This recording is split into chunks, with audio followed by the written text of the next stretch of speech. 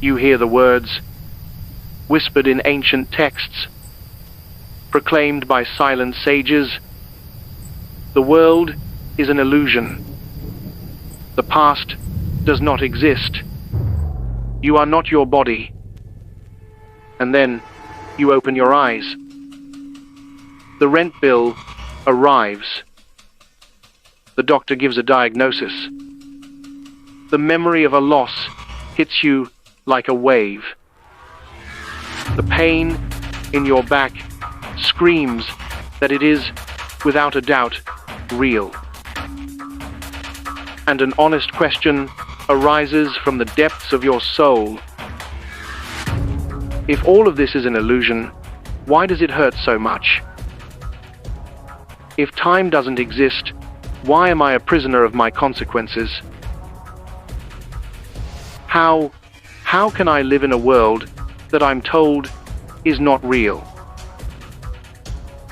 This is not the question of a skeptic. It is the cry of a sincere seeker, caught between a truth they feel in their bones and a reality they cannot deny. Today, we will not just answer this question, we will dissolve it. For the master of non-duality, Robert Adams, this was not a contradiction, it was the starting point. He never denied the human experience. He saw it with a radical clarity. His answer to this paradox was as simple as it was shocking. You are dreaming. Right now.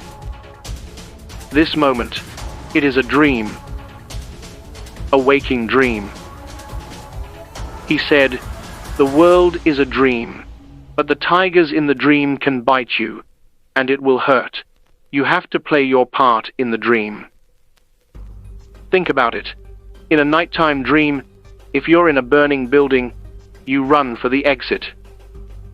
You don't stop in the middle of the fire to meditate on the illusory nature of the flames. You act. You respond to the rules of the dream. Life, according to Adams, works the same way. The bill arrives, you pay it. The body gets sick, you see a doctor. Someone cuts you off in traffic, you hit the brakes. Spirituality was never a free pass for irresponsibility. Freedom is not found in denying action. Freedom is found in realizing, as you act, that the actor, the character you believe yourself to be, is not who you really are. This is perhaps the most powerful metaphor to understand your true nature. Your life, with all its joys, sorrows, successes, and failures, is a movie. An epic, complex film, sometimes beautiful, sometimes terrifying. The body you inhabit, the personality you've built, the name you answer to, that is the protagonist of the movie. And you are completely absorbed in the story. You believe, with every fiber of your being, that you are this protagonist. So, when the protagonist suffers, you suffer. When the protagonist ages, you fear death. When the protagonist is betrayed, you feel the pain. But Robert Adams invites us to do something radical. He asks us, for just a moment, to shift our attention from the movie and onto the screen. He said, "Pain is of the body, suffering is of the mind. Neither is you. You are the consciousness in which both appear and disappear." The screen doesn't care about the plot of the movie. A war scene doesn't burn it. A scene of an ocean doesn't make it wet. It simply allows all images to pass across it, unaffected, without judgment, without resistance. You, your true essence, are this screen. Pure consciousness, unchanging silence. The pain you feel is an image in the movie. The doctor's diagnosis is a scene in the movie.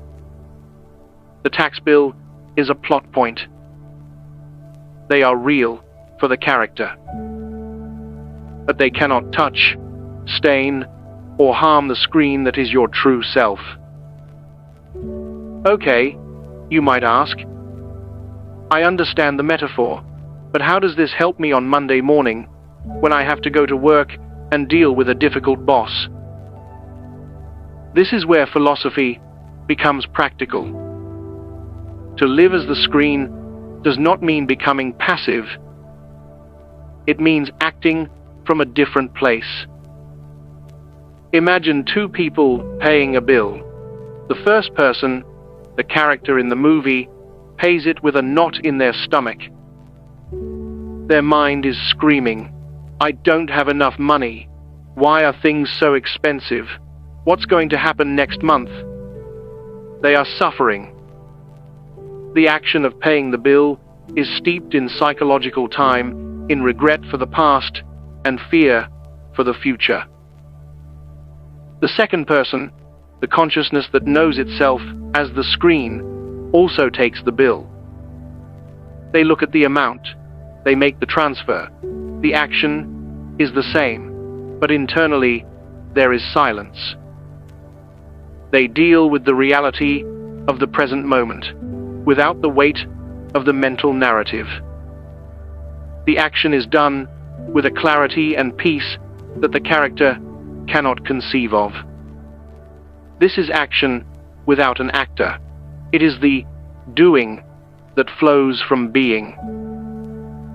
Robert Adams said, "Do not try to fix the world. There is no world to fix. Fix yourself." Or rather, stop being yourself and simply be the self. The world will take care of itself. You don't need to stop thinking. You just need to stop believing that you are your thoughts. You deal with physical pain, but you don't become a person in pain.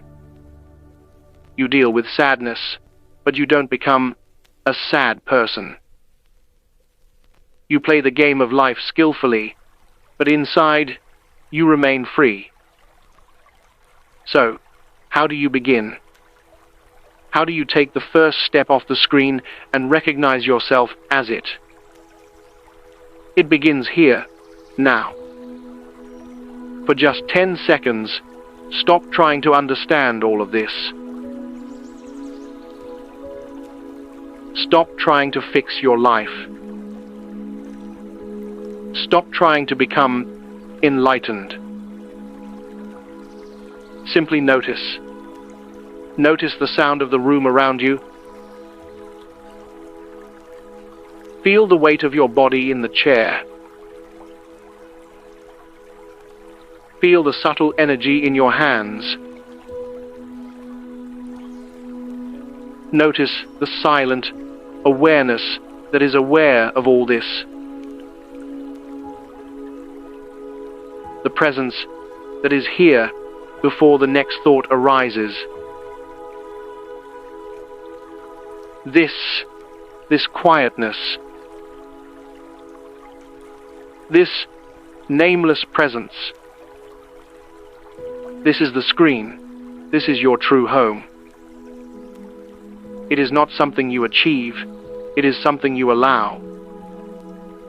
It is what you already are. The pain may return. The bills will still arrive. The movie of life will go on. But now, you know the secret. You are not the dream. You are the dreamer. And what is the dreamer's role? It is not to float away into an empty void. It is to infuse the dream with its own boundless peace. To be the silent stillness in the midst of the storm, the calm presence in the face of chaos. So, here is your practice. It is simple. Throughout your day, as the movie of your life plays on, gently ask yourself, who is aware of this? When you feel anger, ask, who is aware of this anger? When you feel joy, who is aware of this joy? When you are paying a bill, who is aware of this action? Do not seek an answer in words. Simply rest in the silent, knowing presence that is aware. You will forget this 100 times a day. The movie is compelling, and the character is a role you have played for a lifetime. It doesn't matter. Your practice is not to never forget. Your practice is the gentle, compassionate act of remembering again and again. Each time you remember, you are home. And you will find that the world, which once seemed so solid and threatening, is nothing more than a passing cloud in the infinite sky of your own being.